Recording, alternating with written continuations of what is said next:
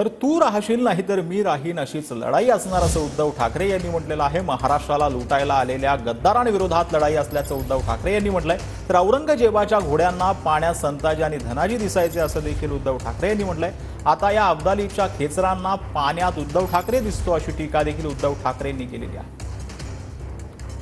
मी जे काय बोललो रंगशारदामध्ये लढायचं कसं, तर लढायचं या जिद्दीने लढायचं की लढाई आहे, ही निवडणूक ही लढाई आहे आणि या लढाईमध्ये ह्याच ईर्ष्येने उतरायचं। एक तर तू राहशील ना तर मी राहीन।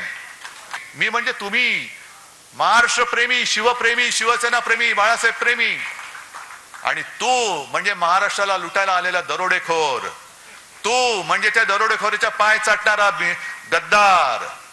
छत्रपती शिवाजी महाराजांनंतर सुद्धा जो औरंगजेब महाराष्ट्रावरती चालून आला, त्यांच्या घोड्यांना सुद्धा, सैन्याच्या घोड्यांना सुद्धा पाणी पिताना पाण्यामध्ये संताजी धनाजी दिसायचे।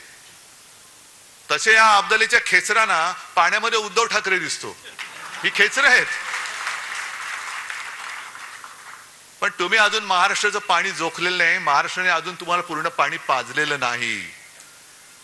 हा सामना आता होऊ द्या। महाराष्ट्राचं पाणी काय असतं ते तुम्हाला दाखवून देईल शिवसेना।